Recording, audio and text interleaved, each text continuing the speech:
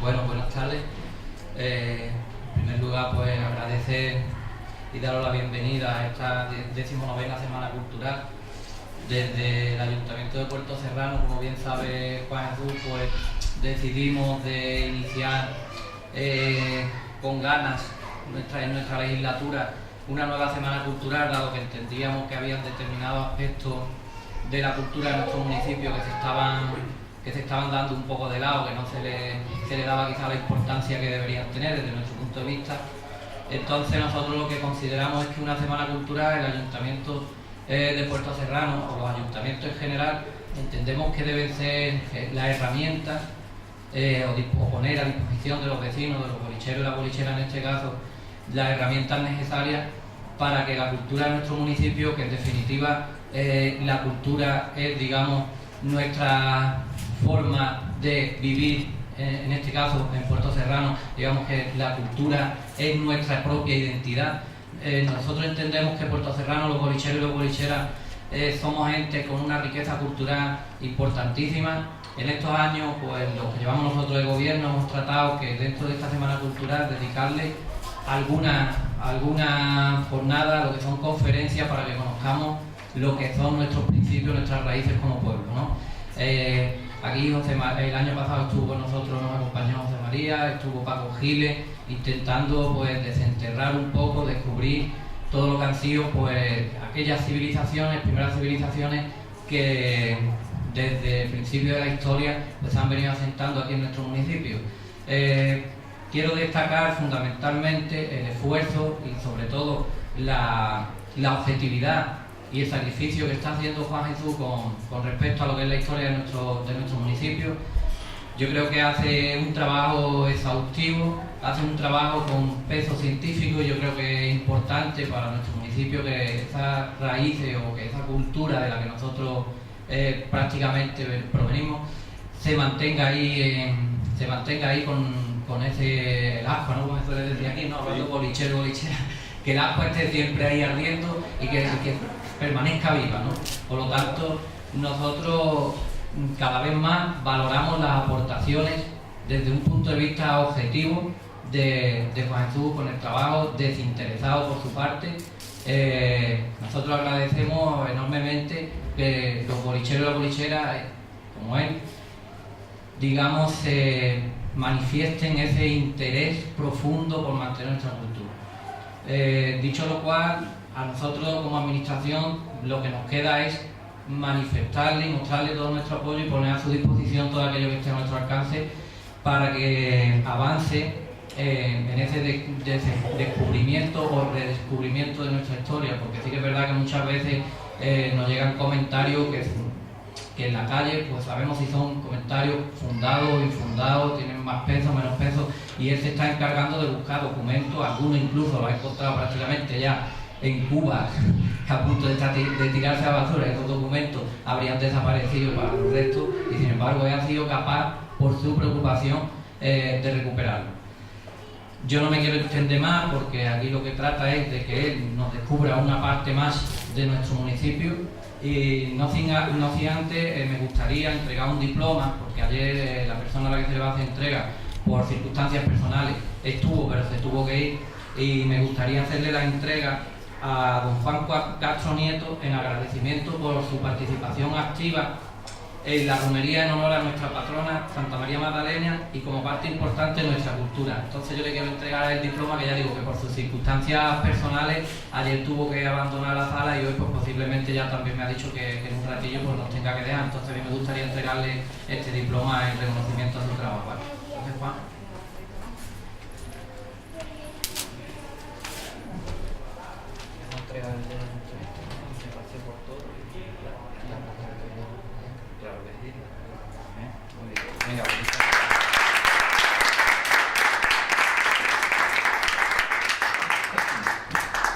Así que nada, sin más, pues vamos a disfrutar de esta conferencia, y ya las dudas que tengamos luego al final, pues esperemos que Juan Jesús nos lo aclare. Así que lo dejo a él, que es el verdadero protagonista. Muchas gracias, Miguel, y gracias a todos por venir. La verdad es que ha sido una exposición, una investigación bastante bonita, porque a raíz de mi curiosidad por saber lo que era Gailín, me he encontrado con muchas cosas de la historia de Puerto Serrano y muchas cosas que yo desconocía y supongo que la mayoría de la gente también. Vamos a hacer una breve introducción de lo que es la época de la Reconquista, muy breve, para que nos situemos más o menos en el contexto histórico. Y vamos a empezar por el mismo nombre de Gailín. Lo he puesto o con I latina o con Y. ¿Por qué motivo? Porque según el escribano figura o I latina o Y.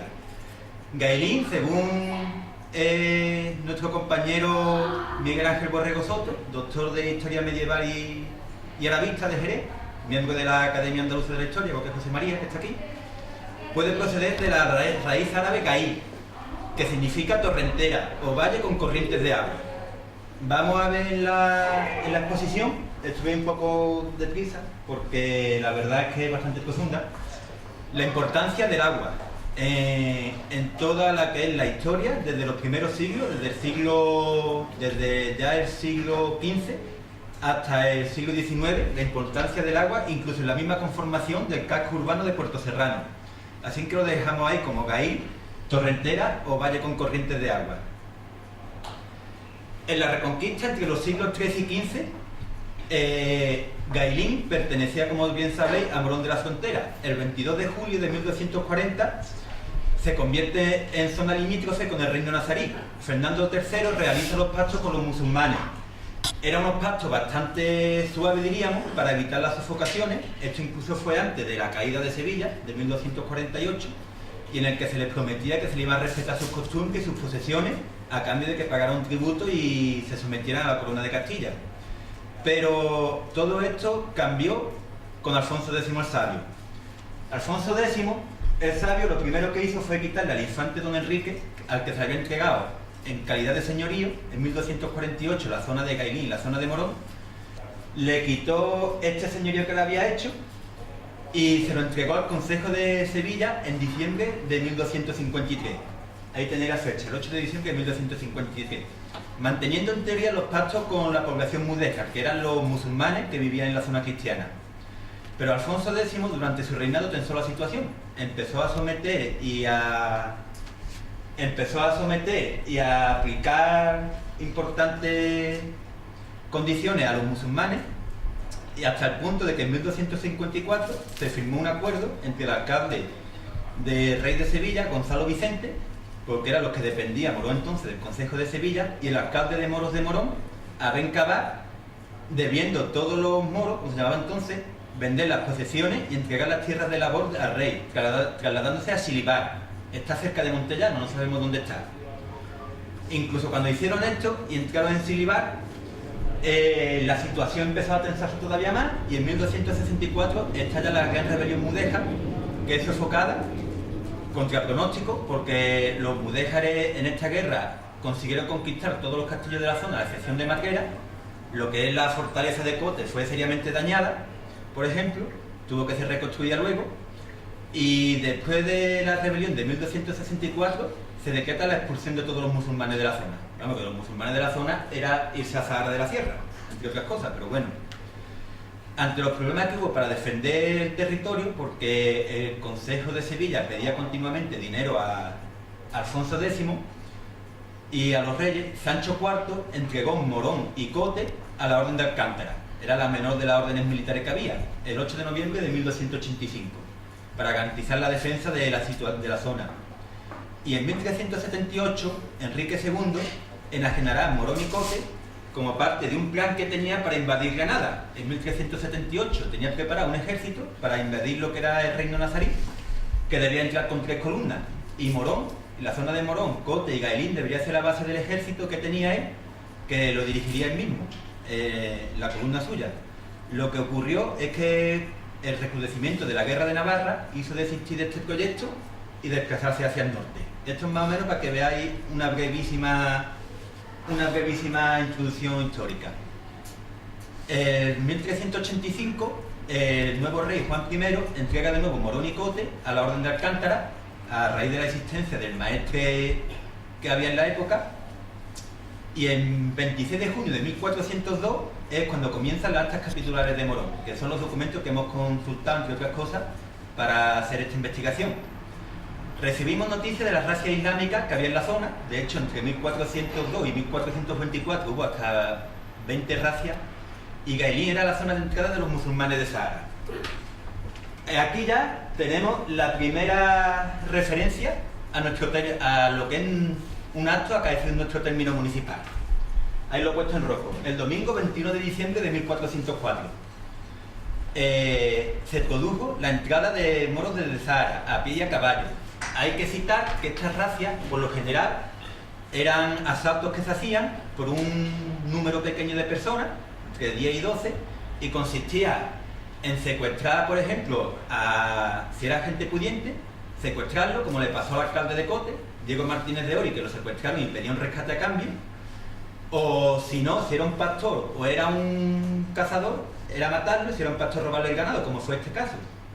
Entraron por la noche, porque el ataque se producía al amanecer, llegaron al Coroní, robaron las vacas y los bueyes, matando al pastor y al hijo que tenía, y en el Guadalete se encontraron con el comendador mayor Ferran Darias y el comendador de Lares, y los hombres del Consejo de Morón. Consiguieron sorprenderlo. Y esto sigue cita textual. Tomaron delantera en Guadalete, toparon con los moros que llevaban la presa, tiraron los gelas, pelearon con ellos encima del puerto de Orillo.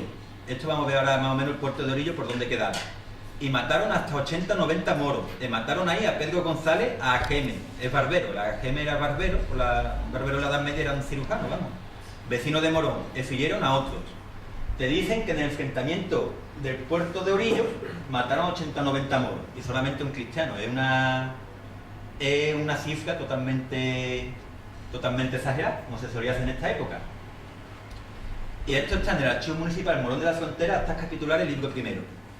Este es el primer enfrentamiento y la primera cita que tenemos textual de algo que pasó en nuestro término municipal. En los siglos XIII y XV, en 1461, pasan los Telles de Girón, los condes de Ureña, todavía no eran duques de Osuna, por una serie de permutas realizadas por la Orden de Alcántara. La Orden de Alcántara le cedió a los condes de Ureña la zona de Morón y Gailín. Y la primera mención de Gailín en un documento que se conserva en el Archivo Histórico Nacional, la sección Osuna, y también lo recoge un compañero nuestro, Francisco Siles Guerrero, en un libro que publicó de la historia de Sahara a través de los documentos y la historiografía. El documento en cuestión, tenéis en la portada, es la toma de posesión de la villa y fortaleza de Sahara y su término por don Rodrigo Ponce de León. Se conserva en el Archivo Histórico Nacional la sección Nobleza. Y aquí ya vemos la primera mención de Gailín, que es ahí. Y fijaros lo que dice, era mojonamiento de la zona de Sahara y Morón, que nos pillaba a nosotros totalmente. Dice, desde este dicho mojón fueron por el término hasta dar al Cerro de los Cinchos, que es junto con el camino que va de Sahara a Morón, a dar a las juntas. Esto voy a saber todo el mundo dónde está, ahora mismo, este punto concreto. Y desde este dicho mojón fueron a la mata de Beas, que es cerca de las huertezuelas de Gailín. Fijaros que dice las huertezuelas de Gailín. Sabemos que ya eran huertas, en el año 1488. Desde este dicho mojón fuera donde atraviesa el camino que va de Sahara al Coroní y da en el término de Orillo, que es donde estuvo el enfrentamiento con los musulmanes. Desde dicho puerto de Orillo fueron a dar a la Alcobilla, hacia esta dicha Alcobilla desde el Cerro del Mojón, 4 mojones, donde parten los términos Sahara, Olvera, Morón, viene partiendo Sahara, términos con Morón o el Coroní. Aquí tenéis el Cerro del Cincho. ¿Quién hay a Toleta? Menos que todo el mundo, ¿no? El Cerro del Cincho, todavía se llama Cerro del Cincho. Aquí está toda la angostura, este es el camino que va para arriba. El camino que te dice que es junto con el camino que va de Sahara a Morón. El camino de Sahara a Morón, la antigua Cañada Real, es el camino que va por la Fuente del Arriero, pasa por la Ermita de la Gloria y va a salir a la Nava, y de ahí tira para el Gondal y Sahara de la Sierra.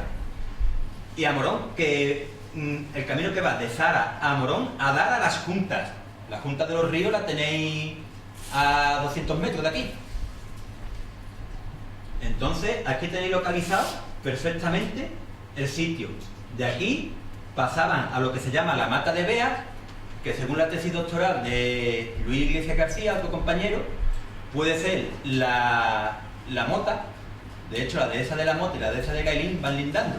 Y de la Mata de Beas pasa a las huertezuelas de Gailín. de la Huertecera de Gailín va a Cuatro Mojones. Este pleito lo sabían por referencia, pero estaba perdido hasta hace 2 semanas. Hasta hace 2 semanas no lo encontramos. Sí os quiero decir que igual que pasó el año pasado con la investigación que hicimos de Pozo Amargo, del balneario, que descubrimos toda la documentación desde el siglo XVIII, esta investigación está todavía abierta, porque todavía tengo que consultar más documentación. En 1534, el 15 de septiembre, se instala un pleito por el bachiller Salvador Jaraba contra Juan Tellez de Girón, conde de Ureña, primer duque de Osuna, con el fin de dejar el cortijo libre a la villa y su común para pasto común, ordenándose que en lo sucesivo no se arrendase ni ocupase bajo las penas contenidas en dicha provisión. Se le interpone una demanda para que deje libre las dehesas de Gailín, Cote y Fuente de Ballesteros. Está al lado del Rancho Feliza, por detrás del Cerro del Cincho que hemos visto, los cuales había convertido en dehesas para su ganado, chocando con los intereses de los vecinos. El pleito quedó estancado y el 26 de mayo de 1542 se reactiva el pleito en la Chancillería de Granada. Se argumenta que esas tierras pertenecen al Concejo de Morón y son de disfrute de vecinos. Y aquí se entabla un pleito que acaba en 1578. El pleito vino a raíz de que la iglesia de San Miguel de Morón, que la veis aquí, se hundió en 1503. Se derrumba la iglesia y entonces no tienen para dar misa en condiciones. Para sacar dinero, el Concejo de Morón arrendó las tierras de Gailín a varias personas por 6 años y vendieron pedazos de monte, aprovechando su lejanía para sacar la leña y el material para la iglesia.